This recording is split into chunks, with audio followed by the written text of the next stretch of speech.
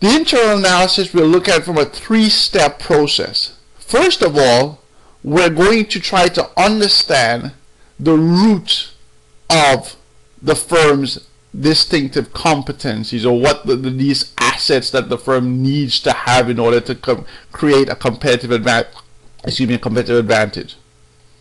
And then we're going to link these root ingredients to those four building blocks. We're going to say, okay, what kinds of skills contribute to things like efficiency, quality, innovation, and responsive to customers? And we'll go more in detail into that, in fact, in chapter 4.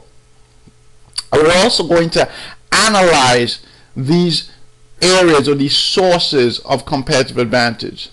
We're going to look at how strengths promote profitability and how weaknesses actually decrease profitability. We've said this before, but it's of course important to say it again. What is a competitive advantage? It is a firm's profitability, or it's when a firm's profitability is greater than the average profitability for all firms in the industry, meaning that I am better than the average of my industry. Sometimes we look at it as being better than everybody in the industry, but oftentimes it's just better than the average. All right, that's when we can say we have a competitive advantage.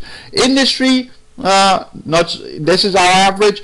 I am above average. I'm an honor student. All right, I'm an honor firm. I have that competitive advantage. What is a sustained competitive advantage is the firm's ability to maintain superior performance relative to its competition over a number of years. And again, we've said this before, but I'm going to say it again. You see it on the slide. The primary objective, the main goal, the reason that we do strategy is for the firm to help the firm to achieve a sustained competitive advantage. We want a sustained competitive advantage. We don't only want to be the best, but we want to continue to be the best. Why? Because being the best is going to allow us to have superior profitability through superior profit and profit growth. We look at the computer industry in this chart, and we see that from 1998 to 2003, the return on invested capital differed for firms in this industry. Now, if you remember back to the external analysis, if we looked at the computer industry relative to the pharmaceutical industry for the same time, the pharmaceutical industry was better. It was more attractive, right? So the computer industry relative to the pharmaceutical industry was probably not where you wanted to locate yourself. But look at Dell. Even in this potentially unattractive industry, it did better than its competition, even in fact Apple, because you probably at that time Apple was not what Apple is today. Steve Jobs, I believe, was not at the helm in 1998 to 2003. But Dell was superior, meaning its ROIC, and again, ROIC is how we measure profitability in this class. ROIC was much better for Dell than for all its competitors, Gateway, Hewlett-Packard, and Apple. Why? Well, the reason why was because Dell had something that the other competitors did not have. It had things, and it was doing things that its competition wasn't doing. They were all in the same industry. That's what I'm trying to get you to understand. Dell, HP, Gateway, and Apple were all in the same industry, right? So they all face potentially the same opportunities and threats, but yet Dell was superior to these other competitors, right? So if we just looked at industry, we could not explain that because they were all in the same place. What was different was Dell's reaction to those opportunities and threats.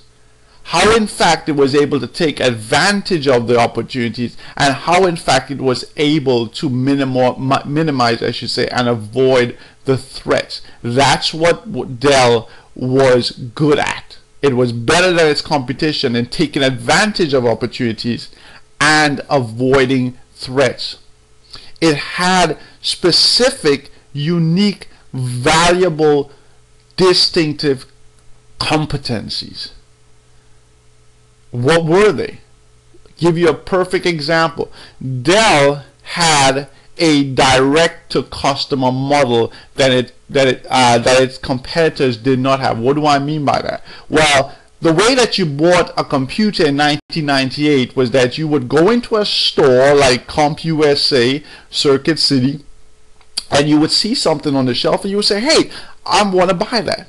Well, Circuit City did not create, obviously, an HP computer. They got the computer from Hewlett-Packard. Hewlett-Packard had to sell that computer to Circuit City, and then Circuit City then had to resell that computer to you, the customer.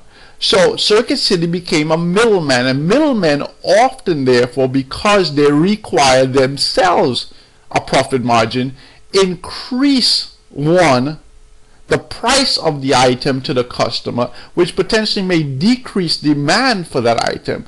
But two, they also in some way decrease the profit margin for the manufacturer. Because I have to use an intermediary and I have to sell the intermediary this item for lower than it sells to the customer, as the manufacturer, HP, I don't get the most amount of value that I could, or most amount of price that I could get for the item. Why? Because of that middleman. So you will often hear the term, we cut out the middleman. If we cut out the middleman, we can get all the profits, or we can get more of the profits. That's what Dell did. They had that competency that allowed them to cut out the middleman. You could have called Dell, or you could have gone online and order your computer, and that way you didn't have to have the middleman. And because you didn't have to have the middleman, one, Dell could reduce the price of your item, but two, Dell recuperated more of the profit because they didn't have to share profit with middlemen. And that was a distinctive competency that Dell had that these other companies like Apple and Gateway and HP didn't have. That's a distinctive competency. Why is it a distinctive competency? It is a distinctive competency because, one, it is unique, i.e. it's distinctive. Uniqueness is required. Why? Why is it required for a competitive advantage? Because you want to be better than your competitors. If you have the same skills, if you're doing the same things, the chances of you being better and being able to sustain that superior performance are very limited. So it has to be unique. The second element of a distinctive competency is that it has to be a competency. What is a competency? A competency is, again, a strength. But what is a strength? We defined that earlier. A strength is an asset that boosts profitability. So in order for something to be classified as a strength, it's not, I should say the classification for a strength is not just something that I do well, but it is something that is likely to increase my profitability. And how again is my profitability increased? It's either increased by revenue going up, meaning I can charge more or I can sell more, or my cost structure going down, meaning that I now have to pay less or I have to invest less in order to create my products or services. So I want you to take it out of your jargon, take it out of your mind that a strength is just something that I do well.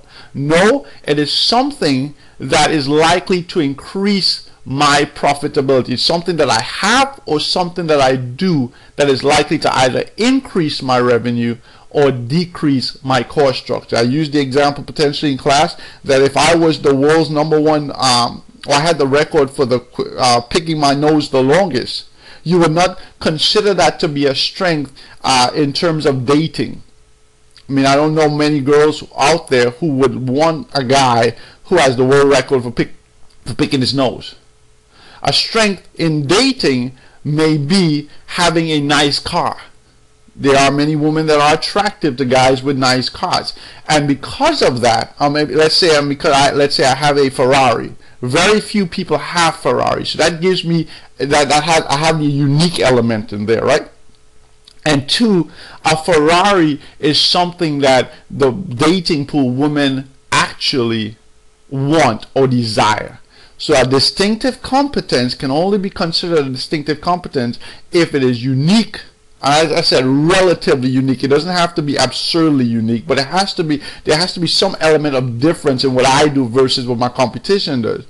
And two, it has to create value for the customer. And it creates value by either making it more attractive, i.e. making it more differentiated, or decreasing the cost, the price to the customer. Again, this is what you must understand.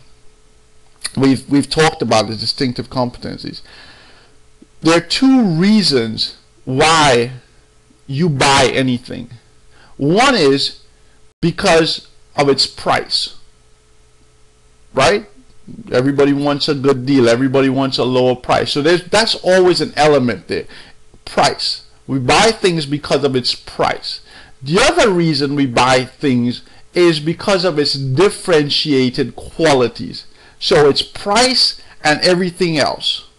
Two main elements to any purchasing decision. What it is going to cost me, and also what about the product that attracts me to it.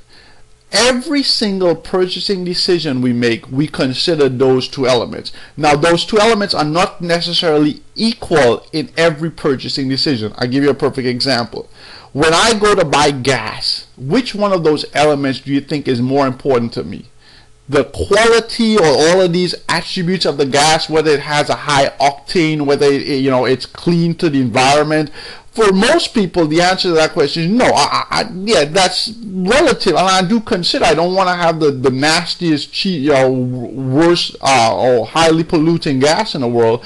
But for most people purchasing gas, the major determinant to purchasing is the price. I'm going for the lowest price.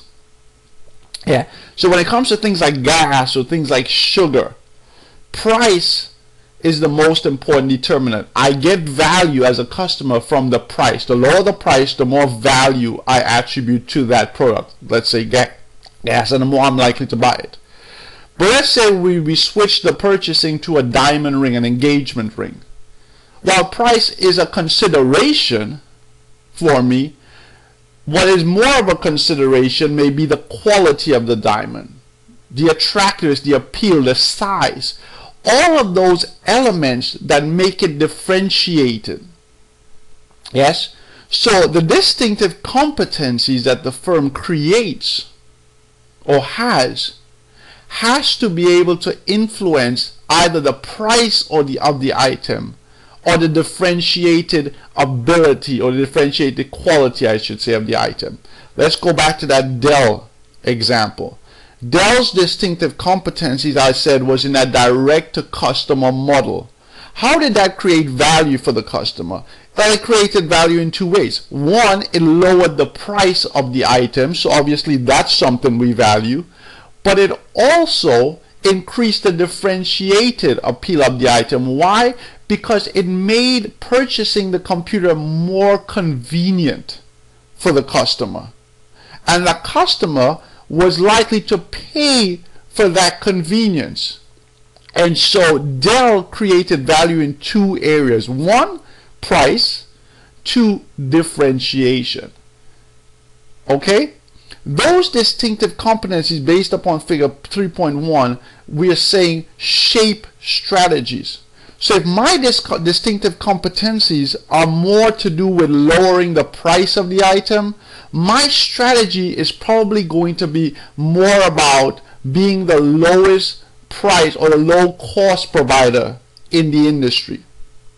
If my distinctive competency, however, is geared towards more of creating differentiation, making my product more unique, more quality, more customer oriented, then I'm likely to promote or to create a strategy based upon being highly differentiated. We could take the example, or we can use the firm's Motel 6 and the Waldorf Astoria. What's the Waldorf Astoria's distinctive competency? Its distinctive competency resides in its ability to cater to its customers' whims and fancies. It gives its customers a deluxe, unique accommodation experience, right?